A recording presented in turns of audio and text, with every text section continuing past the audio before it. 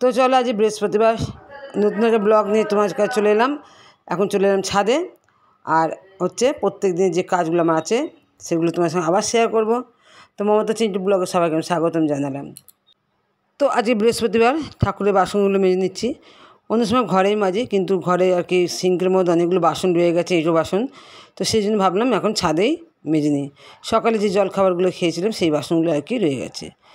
তো চলো, তোমাদের সবাইকে জয়গুরু, গুড মর্নিং জানালাম, বড়দেরপূর্ণ আশীর্বাদে ভালোবাসা জানালাম। তো বন্ধুরা, তোমাকে স্কিপ করে দেখো না, ফুল ওয়াচ করে আশা করি ভালো লাগবে। আর ভালো লাগলে অবশ্যই লাইক শেয়ার কমেন্ট করো, আমার পাশে থেকে যেও, আমার বন্ধু হয়ে যাও, আমিও তোমাদের বন্ধু হয়ে যাব।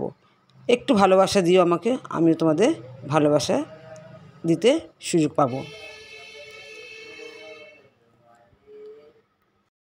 বাসন মাজা হয়ে গেছে, ঠাকুরের বাসনগুলো। এখন হচ্ছে জামা কাপড়গুলো মিলে দিই, আজ শুকনো জামা কাপড়।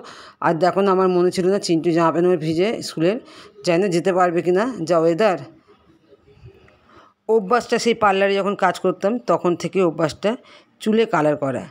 মেহেন্দি আমার একদম ভালো লাগে না, হেনা বা মেহেন্দি কিনি, মানে ভালো লাগে না বলতে কি, আমার জন্য একটা ধৈর্য রাখার আর কি ইচ্ছে হয় না। অথচ দেখো কালার মেহেন্দি একই ব্যাপারে দাঁড়াচ্ছে, তাই না? কালার দিলেও তোমাকে কিছুক্ষণ সময় রাখতে হবে। তো বন্ধুরা, আমরা অন্য কাউকে সুন্দর দেখতে দেখি তো ভালো লাগে, আমাদের নিজের মনটাই ভালো লাগে না, বা মানুষটা দেখতে কী সুন্দর। তাহলে আমাদের এটাও ভাবতে হবে যে উনি চর্চার মধ্যে রাখে নিজেকে, তাই না? সুন্দরের মধ্যে রাখার চেষ্টা করে। তো আমাদেরও এখন নিজেকে কিন্তু একটু হলেও সুন্দর রাখতে হবে, যতই আমরা ঘরের কাজকর্ম করি না কেন। আর সামনে পুজো, তো একটু তো নিজেকে একটু মানে সাজুগুজুর মধ্যে রাখতে হবে, তাই না? তো চলো, আমি বারগাঞ্জি কালারটা দিলাম, দিয়ে এখন অনেক রান্না মানে কাজ আছে, রান্না তো প্রথম কথা। তো আমি যখন চুলে কালার করছিলাম তখন দেখলাম তোমার দাদা হচ্ছে অলরেডি এদিকে সবজি কাটতে শুরু করে দিয়েছে। সবজি বলতে কি, ও চিংড়ি মাছ নিয়ে এসেছিলো। তো চিংড়ি মাছ রান্না হবে, গাঁটি কচু নিয়ে এসছে, গাঁটি কচু দিয়ে চিংড়ি মাছ রান্না হবে, ওতে চিংড়ি মাছগুলো বেছে দিচ্ছে। তো আমি ঝটপট করে এসে আর কি গাঁটি কচুটা ছাড়াতে বসলাম।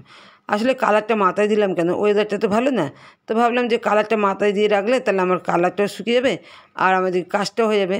আর আমি যদি এখন কালার দিয়ে মানে বেলায় কালারটা করতে চাই, তাহলে আমার কী বলো তো, সব দিক দিয়ে অসুবিধা যাবে। ওই যে বললাম না, একে আমি ওই হেনা লাগাতেই চাই না এই টাইমের ব্যাপারটায়। অথচ কোনো ব্যাপার না, আমি কিন্তু হেনা লাগিয়ে দিব্যি কাজ করতে হয়, যেমন কালার লাগিয়ে করছি, কিন্তু আমার হেনাটা আমার কাছে একদম বোরিং লাগে। তো একটু ভাত ভাজা করব, কতগুলো ভাত আছে শুকনো, বাস দেখলাম ঝরঝরে ভাত আছে, কালকে বাসি ভাত। তো সেইটা আর কি ভাজা করব, আর একটু বাদাম দিয়ে দিলাম।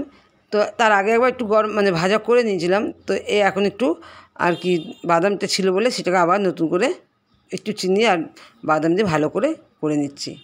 ভাত ভাজাটা চিন্টু খেতে খুব ভালোবাসে, তবে আজকে ভাত ভাজাটা কিন্তু আমারও খুব ভালো লেগেছে। চিন্টু খেয়েছে আর আমার জন্য এটা রেখেছে, তো আমি আমারটা আবার একটু স্পেশাল করে নিলাম। আমি তো আমার খাবারটা জোগাড় করে নিলাম, তোমার দাদা তো আবার ভাত ভাজা খাবে না, তো ওর খিদে পেয়েছে দেখে আমি বললাম তাহলে ম্যাগি নিয়ে আসো। তো যাক, ম্যাগি নিয়ে এলো দুটো, ওর আর চিন্টু। তো তোমার দাদা ম্যাগি করছে, এদিকে আমি ভাতটাও বসিয়ে দিলাম। তা আমি ভাবলাম যে ভাতটাকে চিন্টু স্কুলে যেতে পারে তো ভালো, কিন্তু এদিকে কিন্তু জামা প্যান্টটা কিন্তু তখনও কিন্তু শোকায়নি। তো আমার খিদে পেয়ে গেছে, এখন আমি বসে পড়লাম, ভাতটা বসে ভাত ভাজা নিয়ে বসে পড়লাম। আর চিন্টুকে বললাম খাবি, তো যাক ও যেহেতু আগে খেয়েছে তো বললো না, তারপর আমি বললাম আরেকবার যে আয়, তো যাক একটু আবার খাবে আমার সঙ্গে। আর সন্তানদের কী বলতো, যতই খাক, মা খেলে, বিশেষ করে মা, বাবার ক্ষেত্রে হবে কি অত জানি না, কিন্তু মায়ের ক্ষেত্রে মা যাই খাক, সন্তান সেখানটা কিন্তু এক গাল হলেও খাবে। এটা হচ্ছে বলে না, রক্তের সম্পর্ক, ভালোবাসার টান এবং নারীর আর কি টান। এই যে মা যে জন্ম দেয় 10 মাস পেটে রেখে বাচ্চাকে, তার এটা হচ্ছে টান। আর যদি দেখো চিন্টু করে তুলে তুলে খাচ্ছে, আমি ওকে বকা দিলাম, তোকে চামচ দিয়ে খাওয়াচ্ছি তাও হলো না, তুই আবার হাত দিয়ে খাচ্ছিস। ভালোই অন্ধকার করে এসছে, যার জন্য লাইটটা জ্বেলে নিলাম। সচরাচর আমি লাইটটা খুব একটা জ্বালি না, কিন্তু অন্ধকার হলে তখন কী বলতো, ভিডিও করতেও খুব অসুবিধা, দেখতেও অসুবিধা রান্নাটা। তো চলো, এই যে তরকারি বসিয়ে দিই, গাঁটি কচুর তরকারি, এটা একদম নিরামিষই করবো। নিরামিষ বলতে কী বলতো, এটা পেঁয়াজ ফেঁয়াজ দিইনি, তো একদমই জিরে ফোড়ন এইসব দিয়ে রান্না করব। তো মোটামুটি যেহেতু সিদ্ধ করে নিয়েছিলাম, তো বেশিক্ষণ লাগবে না রান্নাটা হতে, আর তোমাদের সঙ্গে রান্না আমি শেয়ার করছি না।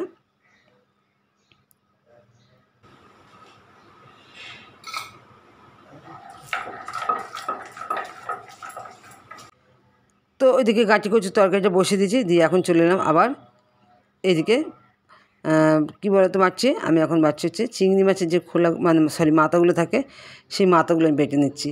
তো চিংড়ি মাছের মাথা আর কি আমার খুব ভালো লাগে খেতে। তো এটা একটু বেটে নিচ্ছি, নিয়ে আমি এখন এটাই একটু কাঁচা লঙ্কা দিয়ে আর কি ভাজবো।